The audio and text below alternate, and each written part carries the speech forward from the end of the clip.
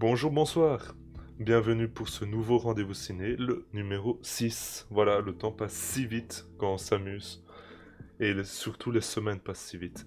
On va parler aujourd'hui de la petite sœur de Sherlock Holmes qui fait comme par hasard des enquêtes sous fond de féminisme, de la suite que personne n'attendait de The Devil's Reject, et on va finir dans le ciné-club où on va vous parler d'une comédie un peu spéciale avec des zombies.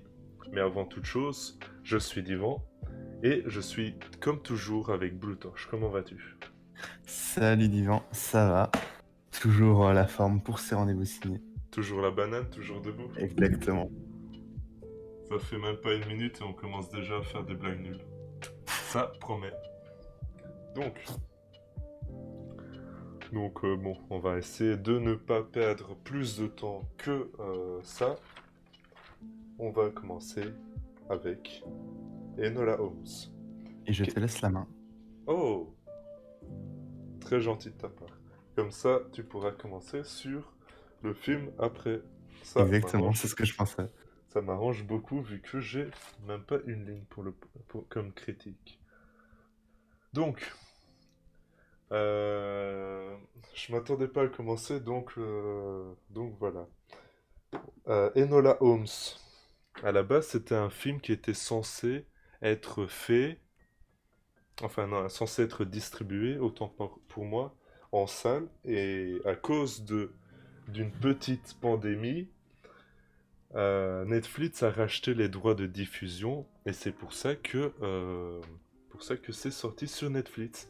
Le film parle de Enola, la petite sœur de Sherlock Holmes, mais c'est surtout une adaptation d'un roman américain écrit par Nancy Springer, voilà, qui s'appelle Enola Holmes, voilà. Et le film adapte le premier de ses romans qui s'appelle Double Disparition. Voilà. Voilà, j'ai mis le tableau. Et on va passer à la critique un peu plus en dur. Donc les persos, ils sont pensés et voulus. Enfin, le personnage principal, autant pour moi, il est pensé et voulu pour incarner la problématique féministe, comme je l'ai dit dans l'intro, mais dans son époque, avec quelques échos pour notre époque, mais ça ne se veut pas d'une manière, comment je peux dire ça, d'une manière marteau, d'une manière binaire, manichéen, voilà. Voilà, je cherche mes mots. Il est très tard à l'heure où on enregistre cette vidéo. Il n'est pas si tard que ça, c'est faux. C'est faux. 23h40, c'est rien du tout. Tu n'es pas sur le même fuseau horaire que moi, manifestement. Exactement. Donc, par contre, le film souffre de quelques problèmes. Problèmes surtout liés à cause du fait que c'est une adaptation littéraire. Une adaptation littéraire mal transmis aux médias cinéma, et à cause de ça, il y a de nombreuses voix off, des apartés, des brisages du quatrième mur, très souvent dans le film, pour expliquer simplement ce qui se passe. En plus du fait que le film est un film très bavard. C'est un film où il y a très peu de scènes d'action. Même si les scènes d'action sont à chaque fois utiles à l'histoire, mais elles sont relativement molles. Voilà. Je vais continuer avec un autre défaut, c'est que le scénario nous montre pas l'intelligence d'Enola. Il nous le dit. Et à cause de ça, c'est un problème de mise en scène. Et je vais te laisser continuer, en tout cas donner ton avis sur ce film. Qu'est-ce que tu en as pensé, toi? Ouais, globalement, mon avis était assez mitigé parce que l'idée du scénario en général a été bonne. Le principe d'avoir, comme tu disais, la double enquête tantôt, enfin, dans les doubles disparus, plus ou moins, enfin, d'une certaine manière, c'est comme s'il y avait une double enquête.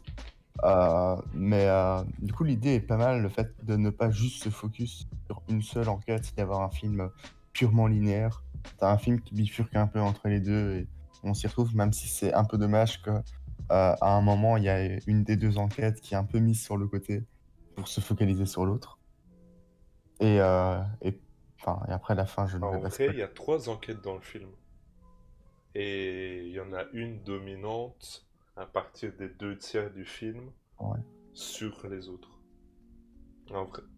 Et il y en a une qui n'est pas vraiment une enquête.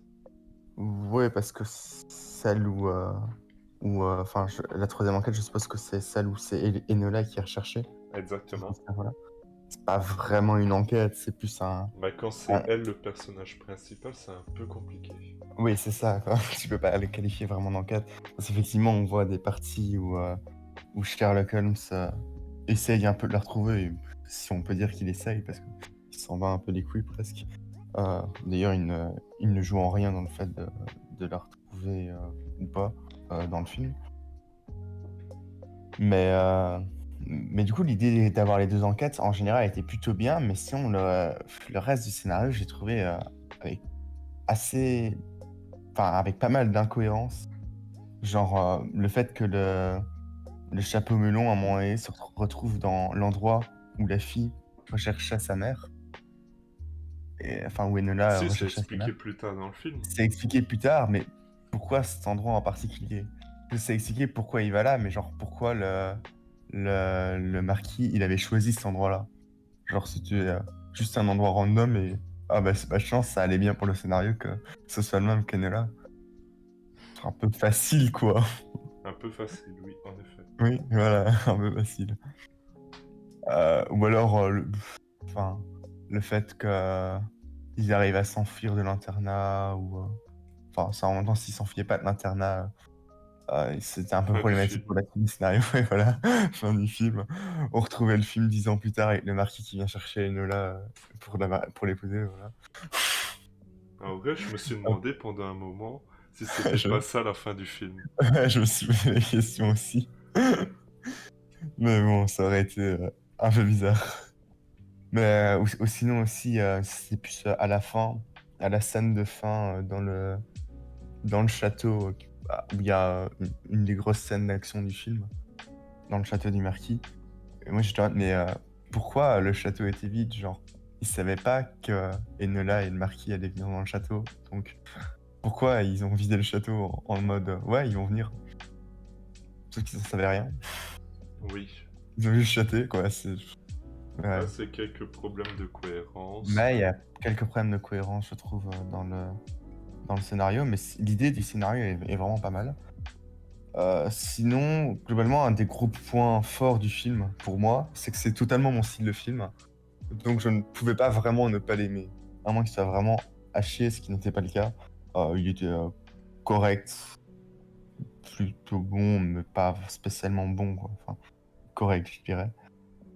Mais du coup, c'est un des seuls gros points forts du film, au final, ça, et le fait que son scénario, l'idée du scénario général est bien. Et Sinon, les acteurs sont pas mal.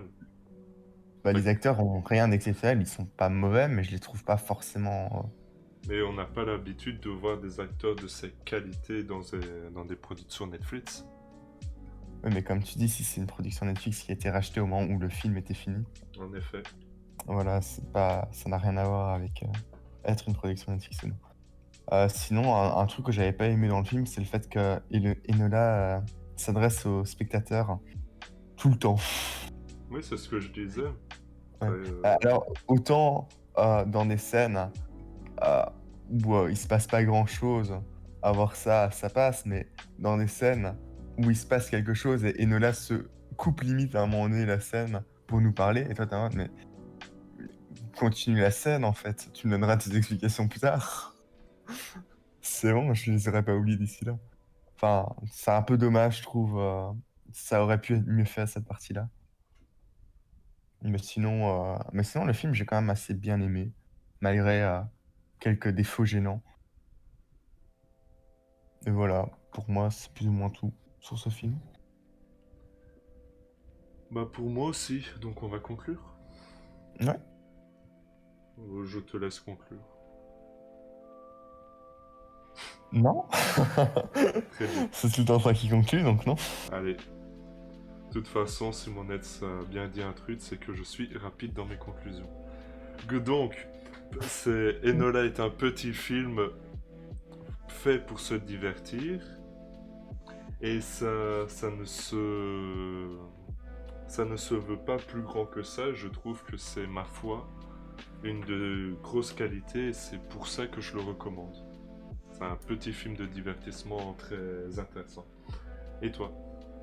Bah, je le recommanderais, mais plus aux personnes qui s'intéressent à ce type de film en général, et pas vraiment à une personne qui ne s'y intéresserait pas dans le but de lui faire aimer ce type de film ou un film en particulier de ce type. D'accord. Et qu'est-ce que tu entends par ce type de film? Bah, un peu un film d'enquête, action-aventure. D'accord. Enfin, c'est un type assez large, hein, parce que c'est clairement pas un type bien précis dans le film. Genre, c'est pas comme regarder un vrai film de Sherlock Holmes où tu Ou auras un une vrai enquête film Indiana Jones. ou un vrai film Indiana Jones, qui lui sera vraiment action-aventure. C'est Exactement. vraiment un mix des deux. Mais il faut aimer les deux, je trouve, pour aimer le film. Si t'aimes pas ce genre de film, tu ne vas pas aimer Enola Holmes, à mon avis. Oui. Et donc, parlons de Free From Hell de Rob Zombie, sorti en juin 2020 en format physique. Et oui, le DVD n'est pas mort. Heureusement que la pandémie est là. Donc, c'est qu'est-ce que est le synopsis de Free From Hell? C'est, vous croyez que les héros de The Devil's Reject sont morts? Bah non. Voilà. Et ils ont su leur aventure. Donc, Globalement, c'est ça, en effet. bah globalement c'est ça. J'ai même regardé le synopsis sur Allociné, ça disait ça. En plus ou moins. Donc, quel est ton avis dessus? Bien, je dirais que je suis aussi assez mitigé. Il y a beaucoup de films où je suis assez mitigé en général.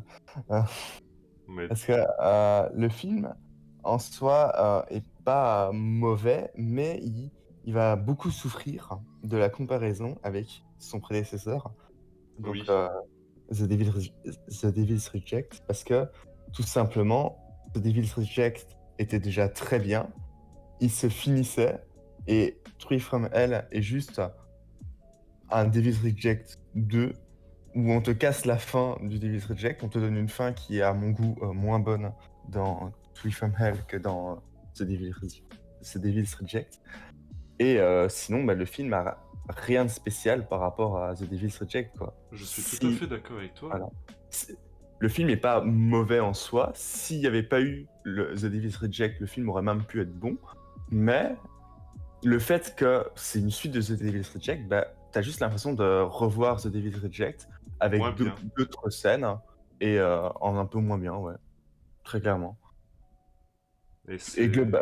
globalement, c'est comme ça dans la plupart du film. T'es en mode, bah ouais, tout ça c'est chouette, mais dans The Devil's Reject, il le faisait aussi et c'était chouette aussi.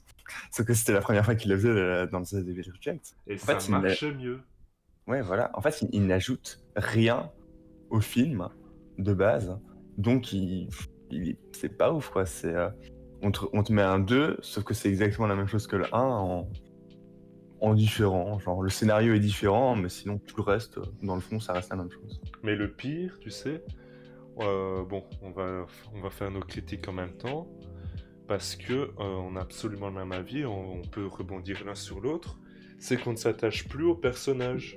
Les personnages de Otis, de Baby, et le nouveau introduit, on s'y attache plus. Maintenant, c'est plus des héros, des méchants gentils, ce sont des méchants méchants, mais ça a perdu toute la subtilité intéressante Ouais, c'est ça. de l'original, si je puis dire. Du Tu 2. t'as plus les moments intéressants où où t'es en mode ah bah on s'y attache quand même pas mal alors qu'on sait qu'ils sont méchants, on les vend comme des méchants dès le départ, mais ils ont pas l'air si méchants quand on les voit là, et après ils font quelque chose de méchant et puis on se dit ouais non, c'est quand même un peu des connards, mais moi je les aime bien quoi, ça reste les héros principaux de l'œuvre, donc voilà. Et c'est vrai que là, bah, tu l'as plus quoi, ils sont. Il n'y a Bah, aucun moment où on essaie de te vendre de l'antipathie ou de si, l'empathie de. si, ils essayent de le vendre, mais ça ne marche pas. Ouais, Toute la ça, partie où Baby est folle, ouais, et un peu en euh, freestyle avant d'arriver au Mexique. oui, toute la partie où elle est folle, c'est fait selon moi pour créer de l'empathie et dire oulala, ce qu'elle vit c'est dur, mais sauf que ça a du mal à prendre. Ouais, non, enfin, clairement. En plus, le film, vu qu'il y a toute une partie où ils doivent expliquer qu'ils sont pas morts, puis ils sont quand même en prison parce que, évidemment, ils se font quand même arrêter, ça paraît logique. Toute cette partie-là, au début, ils sont obligés de casser du coup tout ce qu'il y a eu avant pour le remettre. C'est assez long aussi, cette partie-là. Bon, ça va encore, mais par rapport à The Devil's Reject, ils pouvaient directement commencer le film. Là, c'est comme si le film commençait après 20, 25, 30 minutes. Oui. Et Mais pour sinon, un dans film le d'une film, heure et demie, ouais. c'est le problème. Mais sinon, on va quand même dire des points positifs du film, parce qu'il reste pas mauvais, hein, à mon goût. Oui, Il est non, juste, il on est a d'accord. juste rien à envier. Mais il y avait vraiment, par contre, dans le film, des scènes excellentes. Des scènes où j'étais en mode, elles sont trop bien. Genre, notamment, quand ils sont dans la maison du flic, enfin du gardien de prison plutôt, et qu'il y a le clown qui arrive et qui demande au clown de les faire rire, et que le clown commence son petit numéro de clown. Je trouvais cette scène trop bien. Je suis d'accord. Et il y a Et il y a aussi toute la plusieurs scènes comme ça. partie, il y a aussi la discussion entre Baby et le nain, je crois qu'il n'est jamais appelé par un nom. Si, il a un nom. Si, parce que dès le départ, on l'appelle par son nom, mais j'ai oublié. D'accord. Je ne retiens jamais le nom des personnages, donc. Bah, moi, j'ai beaucoup de mal aussi. Donc cette discussion-là était assez touchante, mais enfin assez touchante et assez originale, mais le reste du film, ça va de crime sordide à pseudo-film d'action jusqu'à scène de remplissage, notamment avec le clown, mais notamment avec le clown qui fondamentalement sert à rien dans l'histoire, Ah oui, elle ne sert à rien, mais elle reste excellente. mais elle est utile. Et je trouve que c'est quand même un très gros problème que ce qu'on retient le plus et ce qu'on apprécie le plus, c'est les divagations du scénario et pas le scénario en lui-même. Ouais. Ouais, parce qu'une autre scène qui était très bien, je trouve, c'est la scène où il commence à faire un peu la fête dans le bar et qu'il y a le concours de lancer de couteau. Qui est aussi une scène que C'est j'ai trouvée. cette scène-là qui me faisait tellement penser à la scène de The Devil's Reject qui était presque copié-collé. Un Oui, bar avec des prostituées où ils font la fête. C'est les... ouais, c'est vrai. Mais il n'y avait pas la scène du lancer de couteau. Voilà, on est d'accord. Voilà. Mais c'est vrai que le reste, un bar avec des prostituées, ils font la fête, ils se bourrent la gueule. Dans, dans un but particulier plus tard, dont je ne citerai pas parce que sinon ça commence à être du spoil. Mais bon, globalement, voilà. C'est Voilà. pas très grave. Mais du coup, pour conclure, je ne recommanderais pas forcément ce film, hein, parce que les personnes qui ont vu The Devil's Reject n'ont pas besoin de le voir parce qu'il n'apporte rien en plus. Et les autres personnes n'ont pas vu The Devil's Reject, donc autant les faire voir The Devil's Reject qui est mieux. Beaucoup mieux. Juste, voilà. Et je suis tout à fait d'accord avec toi, dans le sens où je ne recommande pas. Pour une raison en plus, c'est que ça ternit l'image de The Devil's Reject. Et c'est franchement quelque chose qu'un film de ces qualités pourrait bien se passer. Donc, En tout cas, c'est rare que l'on soit autant d'accord sur un film. c'est vrai. Mais de toute façon, je t'ai choisi comme chroniqueur pour le fait qu'on n'était pas souvent d'accord. Oui, c'est logique. Si on était tout le temps d'accord, ça ne ferait pas des débats très intéressants. En effet, c'est pour le contenu.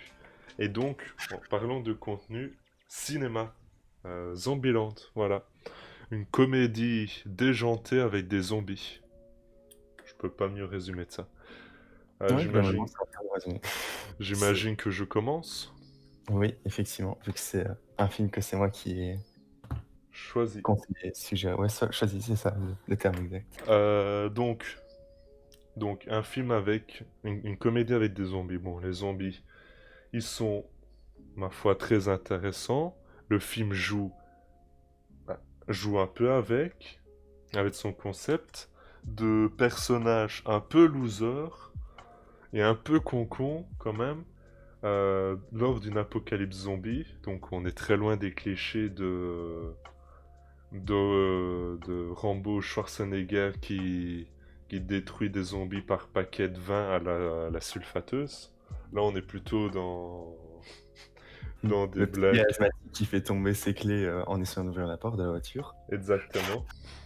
Justement, cet asthmatique a tout un cahier de règles qui, à chaque fois, sont bien trouvés, sont assez drôles et sont assez bien amenés. Justement, en parlant de drôle, l'humour est très présent et je pense qu'il n'y a pas une scène du film où il n'y a pas une petite blague, un petit Ouais. effet comique. Et la partie avec Bill Murray, elle est géniale. Ouais. Euh, Oui, vas-y, continue. ouais, non, mais enfin, je vais avoir une remarque à faire sur la partie avec Bill Murray, notamment la fin de la partie avec Bill Murray. Genre, bon, on va spoiler cette partie-là parce que ça va être compliqué à ne pas expliquer. Donc, quand Bill Murray se décide de se faire passer pour un zombie, à quel moment c'était une bonne idée? Genre, à quel moment ça pouvait bien finir, hein.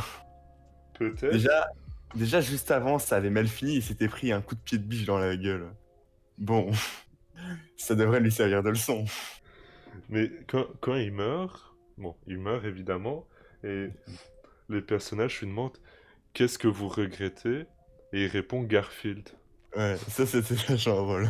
C'est vrai que sa mort en soi, elle est drôle après toute la partie où il est plus ou moins sur son lit de mort, si on veut dire. Mais sinon, la manière dont il est mort, t'es en mode, mais c'était prévisible, hein. Genre moi, je pensais qu'il allait mourir déjà plus tôt avant qu'il rencontre enfin, avant, au moment où il rencontrait la fille et Tallahassee. Oui. Mais c'était pas le cas, il est mort juste après. Pas de chance. Ah, d'ailleurs, en parlant de Tallahassee, tout le film est construit comme un trompe-l'œil vis-à-vis de son puppy. Et Je sais, c'est son ma petit foi, show, ouais. oui. Mais qui marche mieux en anglais, qui marche mieux en anglais qu'en français, et que j'ai trouvé cette subtilité d'écriture, ma foi, étonnante. Et mais Oui, surtout dans un film où ils passent leur temps à faire des blagues. voilà. Le fait d'avoir comme ça une scène assez profonde à un moment euh, dans le film, t'es en mode ah, c'est un peu sérieux en fait le film. Mais ça C'est permet là que surtout les zombies. aux personnages d'être attachants et Oui, de se mais préoccuper de ce qui leur arrive, de notre ça point de fait que vue. je trouve que c'est un des meilleurs personnages, Tallahassee, du film. Pourtant, il y a 5 personnages dans le film, donc Mais je trouve que c'est le meilleur ouais, ouais, personnage. ouais, bah, c'est le meilleur. C'est ce que j'entendais par un des meilleurs, mais c'est vrai que c'est le meilleur. C'est ce que j'entendais par là. Parce que clairement, le fait d'être déjà très stylé en général, souvent dans le film, on le montre un peu comme tu disais, avec comme Schwarzenegger ou je sais plus quel autre exemple t'avais pris. Rambo, je crois, non? Oui, Voilà. C'est le genre de gars qui va effectivement défoncer les zombies. Mais il le fait toujours avec une pointe d'humour, notamment avec les Twinkies, où il cherche pendant tout le film ses c'est vrai Twinkies. ça. Euh, et, euh, et en plus, c'est le seul aussi qui a une histoire vraiment profonde derrière, hein. Oui. Là où les autres, c'est le gars qui est le petit geek qui a jamais pécho de sa vie. Et les deux filles, on n'a même pas d'histoire. Enfin, si, elles arnaquaient les gens avant l'apocalypse, et c'est tout. Voilà. Voilà. C'est pas très profond comme histoire. Il y a une histoire au moins, c'est déjà ça. Ils ont un petit background. Bah, c'est déjà mieux que ce que fait Marvel. Est-ce que tu as d'autres éléments à rajouter avant qu'on conclue? J'avais noté quand même un défaut du film, c'est que le film, faut pas vraiment le regarder en le prenant au sérieux, parce que si tu le fais en le regardant au sérieux, tu te rends compte que bah, déjà le scénario est assez plat en général. Genre, par rapport à des films vraiment de scénario, le scénario il est pas ouf, quoi. Genre, ils font un road trip euh, et c'est tout. Genre, voilà. Genre, ils veulent tous aller à une destination et à la fin, ils se retrouvent tous à la même destination parce que sur la route, ils se sont rendus compte que l'amitié et tout, c'était important. Enfin, pas exactement ça, mais on n'est pas très loin. Globalement, le scénario est assez plat, quoi. Il y a pas mal de facilités scénaristiques aussi, mais ça n'empêche pas le film d'être très drôle et d'avoir des moments assez prenants. Et pour moi, le film extrêmement bien. C'est un, un des meilleurs films qu'on a de cette sélection de 2 parties dont vous verrez la partie plus tard. Non, La deuxième plutôt. partie plus tard.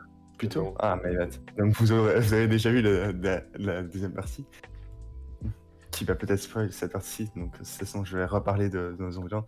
Ouais, du coup, il y a un autre film que je considère aussi bien dans l'autre partie que Zombieland. Voilà. Voilà. Et c'est pour Divan, qui ne sait pas quel film. Non, moi je suis autant dans le flou que vous. Voilà, Non, parce qu'eux ont déjà vu le précédent. donc moi je recommande évidemment ce film. Ah, moi, totalement. Je ne l'ai pas mis, je ne l'ai pas choisi pour rien, hein. Donc voilà, on était d'accord mine de rien sur films, 2 films sur 3. Ça va? Bah, Enola Holmes, on était aussi un peu d'accord. En effet, Enfin, pas, pas très d'accord, mais un peu d'accord. Pas autant que Zombieland et Free From Hell. c'est vrai. C'est vrai, tout à Mais, fait. mais on restait quand même un peu d'accord.